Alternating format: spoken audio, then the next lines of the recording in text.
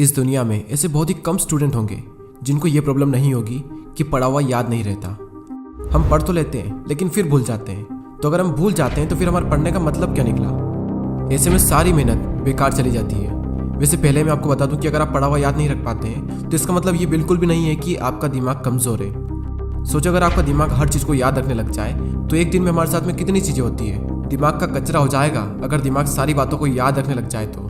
वैसे हमारा main topic है कि हम पढ़ा हुआ याद कैसे रखें। अगर इस प्रॉब्लम का सोल्यूशन निकल गया तो आपका टाइम भी बचेगा और आपको रिजल्ट भी बहुत ज़्यादा मिलेगा।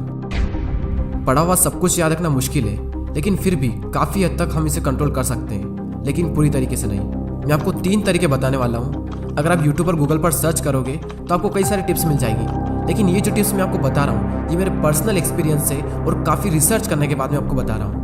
आप यकीन मानिए कि ये 3 टिप्स इतनी ज़्यादा इफेक्टिव है कि इनको यूज़ करने के बाद आपका टाइम भी बचेगा और आपको रिजल्ट भी 2 गुना मिलेगा। तो पहला जो पॉइंट है वो है स्टडी लेस स्टडी गुड। भले ही कम पढ़ो लेकिन अच्छा पढ़ो। विल परेटो ने इस दुनिया को एक महान सिद्धांत दिया जिसे कहा जाता है 80-20 का रूल्स। इन्होंने एक ऐसा नियम दिया जो कि दुनिया की हर वस्तु में हर जगह पाया जाता है। इन्होंने बताया कि आपके 20% एफर्ट्स आपके 80% रिजल्ट में कन्वर्ट होते हैं। इनका कहना है कि आप सिर्फ 20% चीज़ों पर फोकस करो, आपको 80% रिजल्ट सिर्फ इन्हीं से मिलेंगे। एग्जाम्पल के लिए विल परेटो बताते हैं कि दुनिया का 80% पैसा और ज़मीन इस दुनिया के 20% लोगों के पास में है। 80% क्राइम इस दुनिया के 20% लोग करते हैं। 80% ट्रैफिक इस दुनिया के 20% रोड पर होता है। और 80% टाइम हम 20% कपड़े पहनते हैं। और इस दुनिया की 80% एल्कोहल यानी शराब इस दुनिया के 20% शराबी पी जाते हैं। 80% भोजन इस दुनिया की 20% जमीन से निकलता है। 80% बारिश इस दुनिया के 20% बादलों से होती है। इस दुनिया के 80% इन्वेंशन इस दुनिया के 20% साइंटिस्ट ने किए हैं। और सिर्फ यहीं तक नहीं, यही आंकड़ा हमारे अपने यूट्यूब चैनल पर भी लागू होता है। 80% वॉच टाइम उन लोगों से आता है जिन्होंने इस चैनल को सब्सक्राइब नहीं किया है। कहीं आप भी तो उन 80% लोगों में से नहीं हो। और सबसे इम्पोर्टेंट फैक्ट कि 80% रिजल्ट हमारे 20% एक्शन से आता है। और यही रूल आपके एग्जाम में और आपकी पढ़ाई में भी लागू होता है। आपके सिलेबस का पढ़ा हुआ 20% आपको 80% दिलवा सकता है। तो आप 20% मोस्ट इंपॉर्टेंट चीज़ों को निकालें और उनको पढ़ें, और वही 20% चीज़ें आपको 80% रिजल्ट दिलवा सकती है। और आपने जो 20% निकाला है वो आपके सिलेबस के कंपैरिजन में बहुत ही कम है। तो ये जो कम है ना, इसको बहुत ही अच्छे से करो। और यही था हमारा first point, study less and study good. दोस्तों, मैंने भी कई बार ये गलती की है कि जितना पढ़ना होता है उससे हम कई गुना ज़्यादा पढ़ते हैं, और इसका रिजल्ट ये होता है कि हमें जो याद रखना चाहिए वो भी हम भूल जाते हैं। एग्जाम में अब वैसे भी ज़्यादा दिन नहीं बचे, तो आप इस रूल को यूज़ करके काफ़ी अच्छा रिजल्ट पा सकते हैं। अब नेक्स्ट जो पॉइंट है वो है स्टडी इन मॉर्निंग। और ये जो पॉइंट है ना, ये मेरा फेवरेट पॉइंट है, क्योंकि मैंने अपनी लाइफ की ज़्यादातर पढ़ाई सुबह ही की है। एक तरफ एक स्टूडेंट है जो सुबह जल्दी उठकर 2 घंटे पढ़ाई कर रहा है, और वहीं दूसरी ओर एक और स्टूडेंट है जो दिन में 4 घंटे पढ़ाई कर रहा है। तो ये जो पहला वाला स्टूडेंट है ये ज़्यादा आउटकम दे पाएगा दूसरे वाले के मुकाबले। सुबह जल्दी उठकर पढ़ने के 2 सबसे बड़े बेनिफिट होते हैं। सुबह के टाइम हमारी कंसंट्रेशन सबसे पीक स्टेट पर होती है, और सुबह के टाइम पे जो कंसंट्रेशन होती है शायद ही पूरे दिन में आपको वो कंसंट्रेशन मिल पाएगी। और सेकंड बेनिफिट ये है सुबह जल्दी उठने का कि सुबह कोई भी डिस्टर्ब करने वाला नहीं होता है। एनवायरनमेंट में एक अलग ही साइलेंस होता है, और उस साइलेंस में कुछ नया सीखने का मजा ही कुछ और होता है। आप सुबह जल्दी उठकर 3 घंटा पढ़िए, और उसके बाद में पूरे दिन अगर आप सिर्फ मुश्किल से आधा से 1 घंटा भी पढ़ते हैं तो बहुत है आपके लिए। कहने को तो लोग 8-10 घंटे पढ़ते हैं, लेकिन जो 2-3 घंटे की मेन पढ़ाई जो होती है कॉन्सेंट्रेशन के साथ में, वही सबसे मेन चीज़ होती है। बाकी सब दिखावा है। हमारे देश के प्राइम मिनिस्टर मोदी जी ने भी सुबह जल्दी उठकर पढ़ने को कहा है। एक रीजनेबली सुबह सूर्योदय के पहले अगर तैयार हो करके पढ़ना शुरू करते हैं तो पूरी तरह आप बिल्कुल मन से एकदम तंदुरुस्त होते हैं। जैसे बारिश के बाद आसमान कैसा साफ नजर आता है।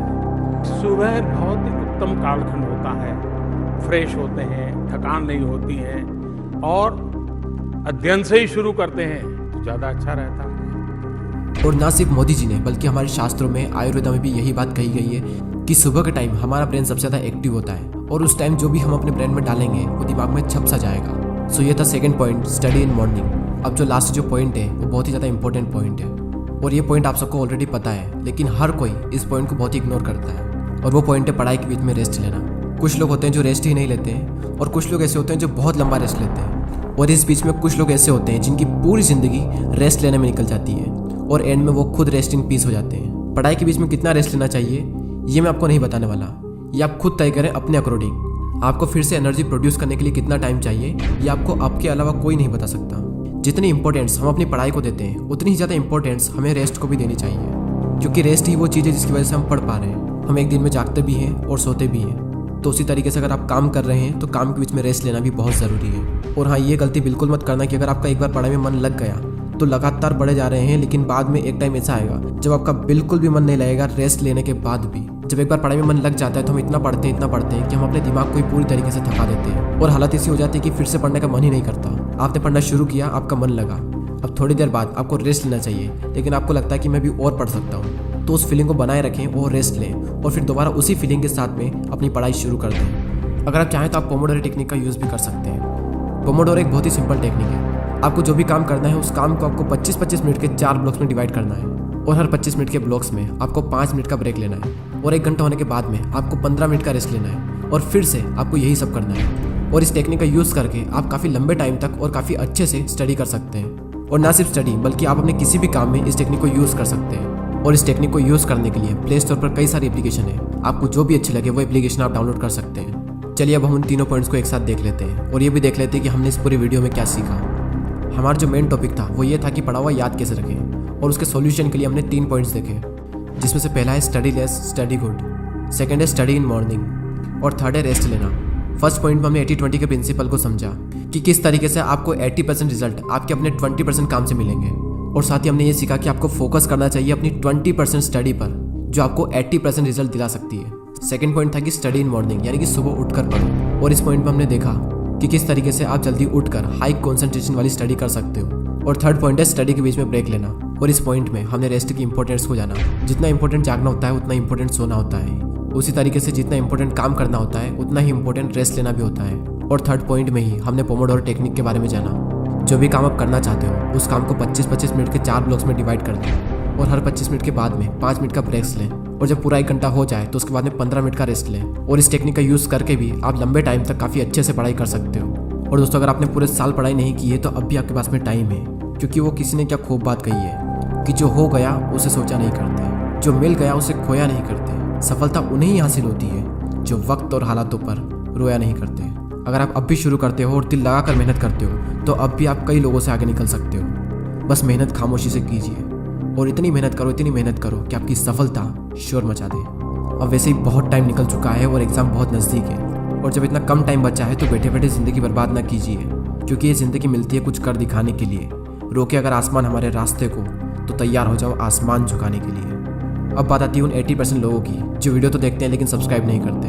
यूट्यूब पर आपको वीडियो बिल्कुल फ्री में मिल रहा है और सब्सक्राइब करने का भी यूट्यूब आपसे पैसा नहीं लेता है, तो फिर मैं ये सोचता हूँ कि आप सब्सक्राइब क्यों नहीं करते। दोस्तों, बहुत मेहनत लगती है वीडियोस बनाने में। आपका एक सब्सक्राइब और एक कमेंट मुझे बहुत मोटिवेट करता है आने वाले टाइम में इससे भी अच्छे वीडियोस बनाने के लिए। मैं लेता हूँ आपसे अलविदा। Thanks for watching.